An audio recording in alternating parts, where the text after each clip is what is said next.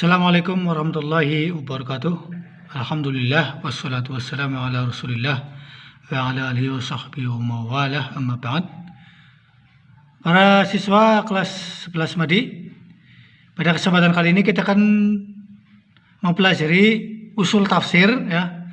Dan kita akan melanjutkan pelajaran dari bab sebelumnya ya. Dan sekarang kita akan membahas bab dengan judul Al-Ikhtilafu Al-Warid Fit Tafsir Al-Ma'thur. Artinya adalah perbedaan yang terdapat dalam tafsir Al-Ma'thur ya. Perbedaan yang terdapat dalam tafsir Al-Ma'thur. Tafsir Al-Ma'thur adalah tafsir yang secara singkat adalah tafsir yang di mana Quran ditafsirkan dengan Quran ya, atau Quran ditafsirkan dengan hadis, atau Quran ditafsirkan dengan perkataan sahabat, atau Quran ditafsirkan dengan perkataan salafus saleh tabi'in dan seterusnya ya. Itu namanya tafsir bil ma'thur ya. Itu ya. Artinya tafsir di Quran ditafsirkan dengan dalil ya, itu seperti itu. Di sini perbedaan yang terdapat dalam Al-Quran terdiri dari 3 macam. Al-ikhtilaf al-warid fi tafsir al-ma'thur ala thalathati aqsam. Perbedaan yang terdapat dalam tafsir al-ma'thur itu ada 3 macam. Ya. Jadi ada 3 macam di sini ya. Al-awwal yang pertama, ikhtilafun fil lafzi dunal ma'na. Pertama adalah perbedaan pada lafaz tapi tidak pada artinya. Jadi perbedaannya hanya pada lafaznya saja sementara artinya tidak.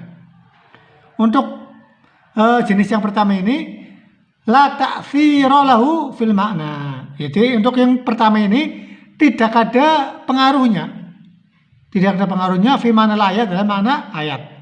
Jadi untuk jenis yang pertama ini tidak ada pengaruhnya dalam makna ayat. Contohnya adalah firman Allah Subhanahu wa taala, "Wa qada rabbuka alla ta'budu illa iyyah." Kalimat qada di sini ya, qada di sini ini menurut Ibnu Abbas mengatakan qala Ibnu Abbas qada amara. Ibnu Abbas mengartikan kalimat qada dengan arti amara. Nah. Kemudian Mujahid, sementara Mujahid menafsirkan kalimat qada wassa, memberi wasiat. Memberi wasiat ya ini.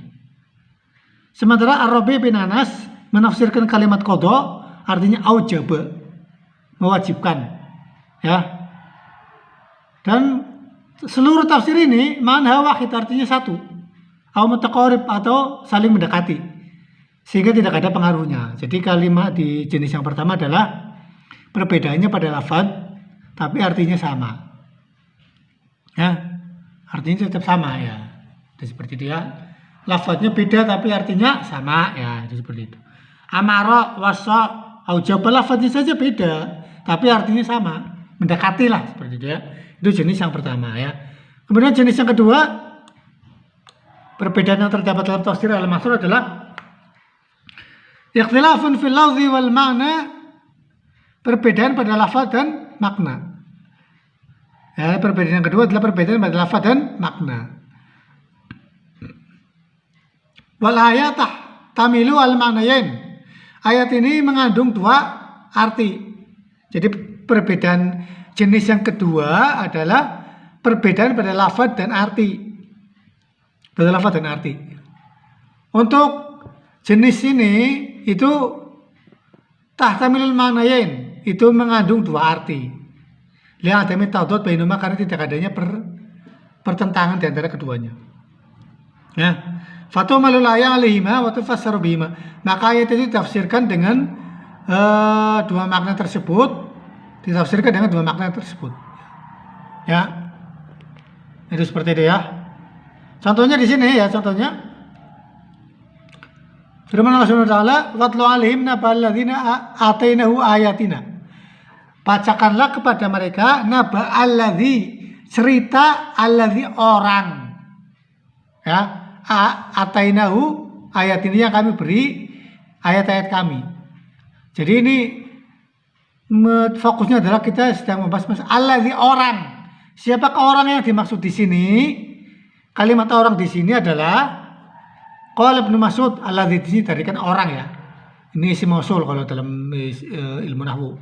Ibnu Mas'ud menafsirkan orang di sini adalah alladzi di sini diartikan wa rajulun min Bani Israil. Dia adalah seorang laki-laki dari Bani Israil. Ini menurut Ibnu Mas'ud ya. Jadi alladzi di sini artinya orang dari Bani Israel.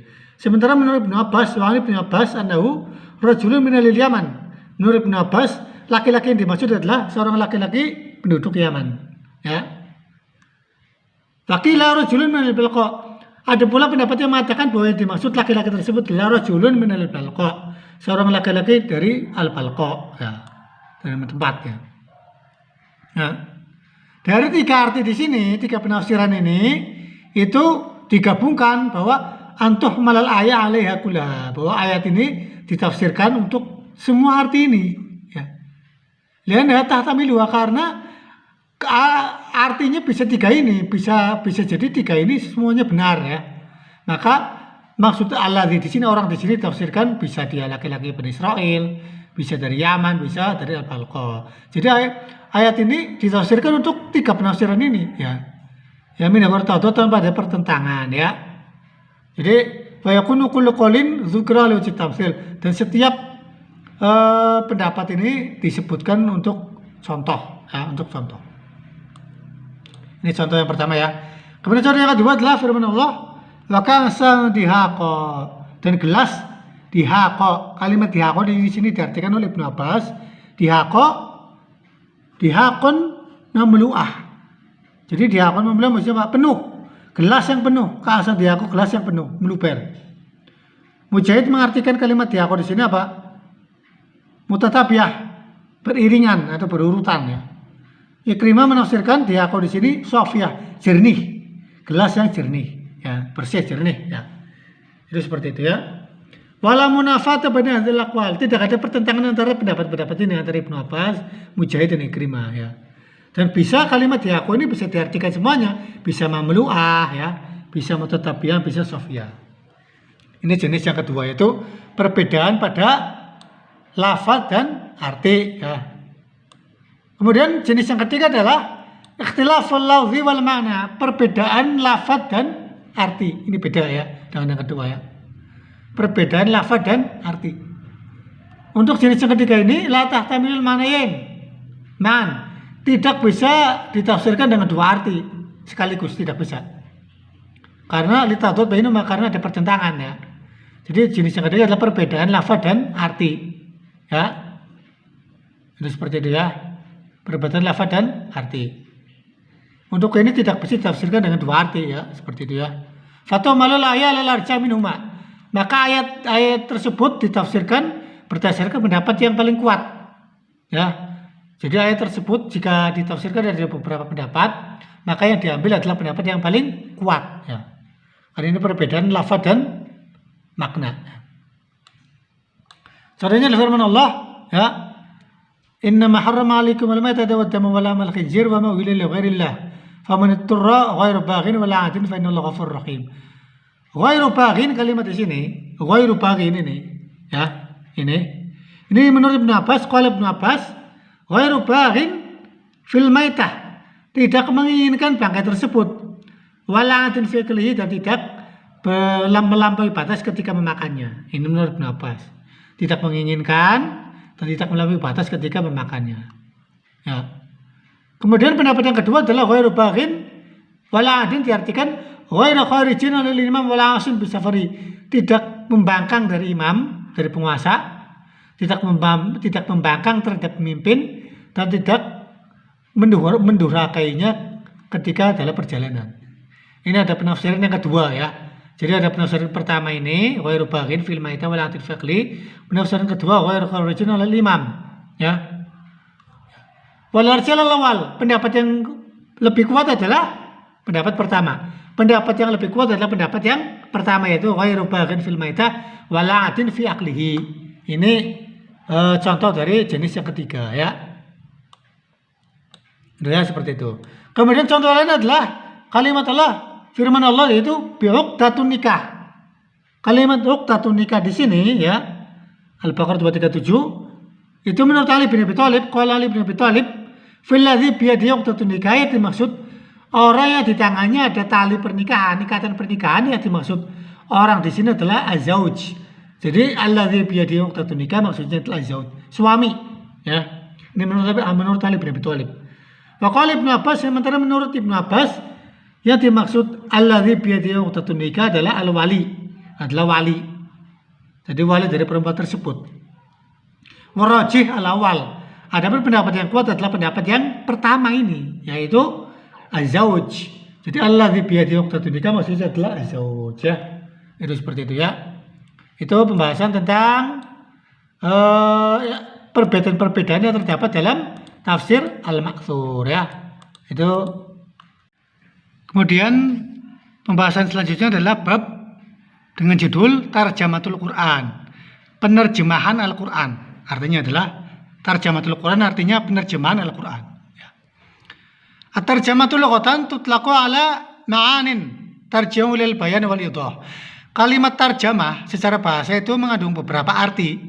Yang artinya yang kembali kepada arti adalah menjelaskan. Jadi kalimat tarjamah secara bahasa adalah menjelaskan dan menerangkan. Wafil istilah at-ta'bir 'anil kalam bil lughatil ukhra. Secara istilah adalah mengungkapkan suatu perkataan dengan bahasa lain. Mengungkapkan suatu perkataan dengan bahasa lain itu ya. Wa tarjamatul Quran at-ta'bir 'an ma'nahu bil lughatil ukhra. Terjemah Al-Quran itu maksudnya adalah mengungkapkan artinya dengan bahasa lain. Jadi dari bahasa Arab ke bahasa Indonesia. Al-Quran bahasa Arab terjemahkan ke bahasa Indonesia atau bahasa Inggris, bahasa Cina, bahasa Belanda dan sebagainya. Itu namanya at-ta'bir 'an ma'nahu bil lughatil ukhra. Mengungkapkan artinya dengan bahasa lain. Ya. Wa tarjamatun nawani. Penerjemahan Al-Quran ada dua macam. Wa tarjamatun nawani. Penerjemahan Al-Quran ada dua macam ya di sini ya. Ada dua macam di sini. Ahaduhuma yang pertama tarjamatun harfiyah. Pertama adalah terjemah harfiah. Wa dzalika bi ayyudha tarjamatu kulli kalimatin bijaiha. Yaitu setiap kalimat diterjemahkan dengan artinya. Jadi terjemah harfiah adalah menerjemahkan setiap kalimat. Misalnya kalimat inna diterjemahkan kami, sesungguhnya kami, di bawahnya sesungguhnya kami. Anzalna kami menurunkan, masing-masing itu kalimat diterjemahkan. Itu namanya terjemah harfiah. Ini yang pertama ya. Asani yang kedua tarjamatun maknawiyah atau tafsiriyah. Yang kedua adalah tarjamah maknawiyah atau tafsiriyah. Yang kedua adalah terjemah tafsiriyah. Terjemah arti atau terjemah tafsiriyah. Wa dzalika bi ayyub bara'an mana al-kalam bil lughatil ukhra. Yaitu suatu kalimat, suatu perkataan itu diungkapkan dengan bahasa lain min ghairi mura'atil mufradat wa tartib, tanpa memperhatikan kosakata dan urutan. Jadi menerjemahkan Al-Quran, setiap susunan kalimat itu diterjemahkan dengan bahasa lain tanpa memperhatikan kosakata masing-masing kalimat dan urutannya. Jadi itu adalah terjemah tafsiriyah. Terjemah tafsiriyah inilah yang kita baca di terjemahan Al-Quran setiap hari. Yang kita baca terjemahan Al-Quran itu namanya terjemah tafsiriyah. Itu memakai terjemah tafsiriyah. Ya. Contohnya begini, kalimat firman Allah Subhanahu wa taala, "Inna ja'alnahu Qur'anan Arabiyyan la'allakum ta'qilun." Jika kita menggunakan terjemah harfiah, maka kalimat inna di sini kita terjemahkan sesungguhnya kami. Ja'alnahu kita terjemahkan kami menjadikannya. Qur'anan kita terjemahkan Quran. Ya, ini namanya terjemah harfiah. Kita menerjemahkannya setiap kalimat, ya. Itu seperti itu dan seterusnya. Ini terjemah harfiah.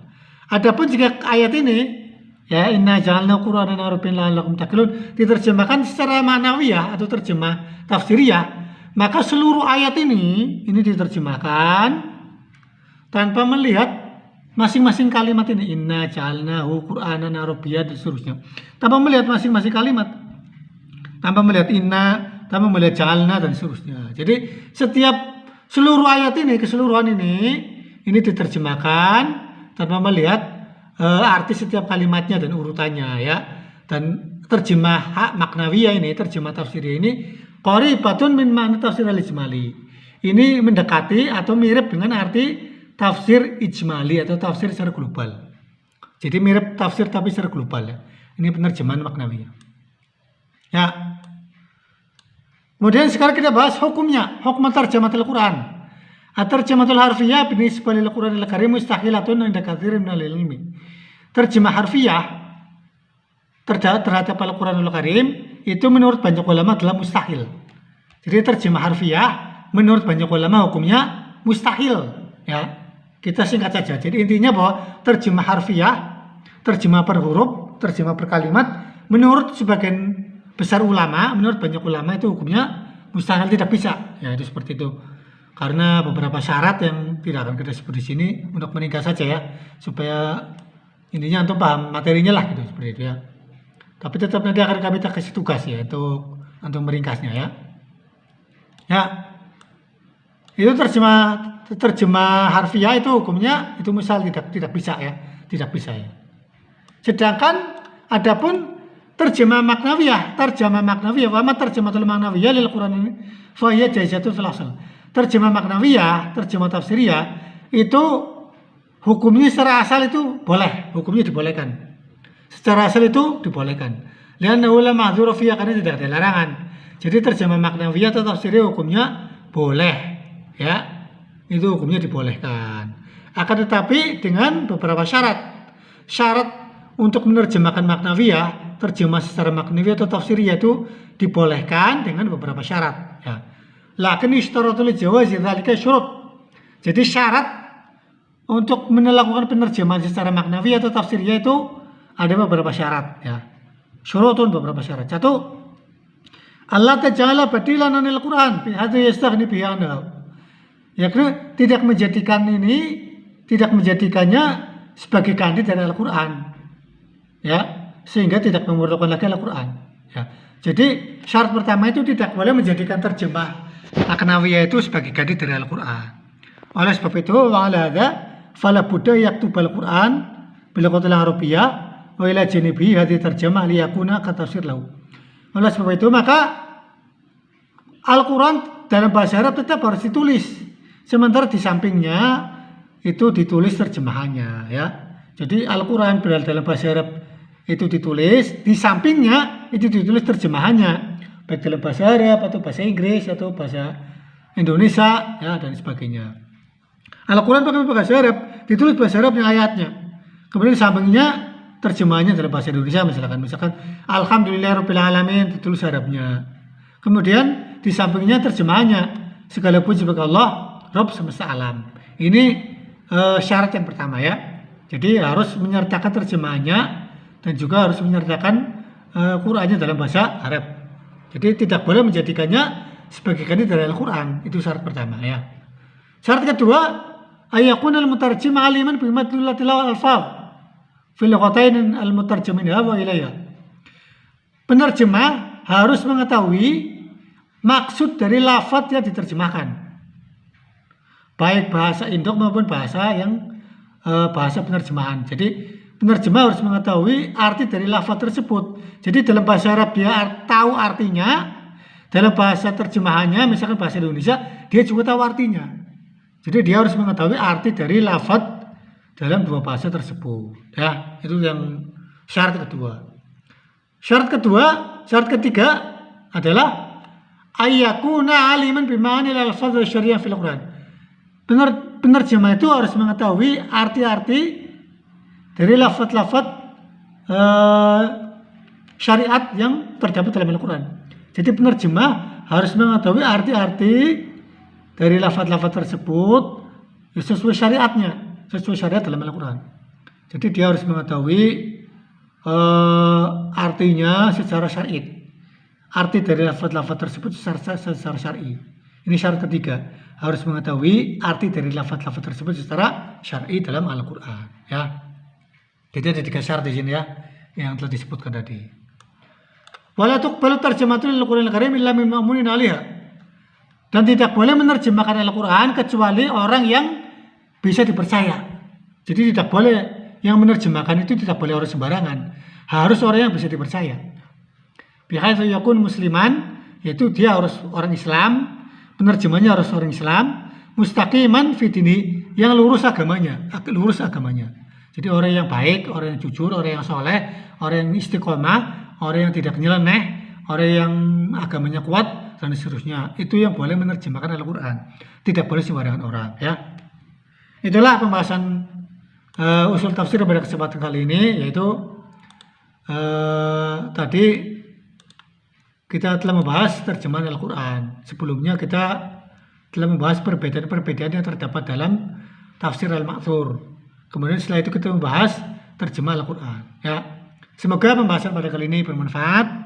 Kita akhiri kafaratul majlis. Subhanakallahumma hamdika asyhadu an la ilaha illa anta astaghfiruka wa atubu ilaik. Wassalamualaikum warahmatullahi wabarakatuh.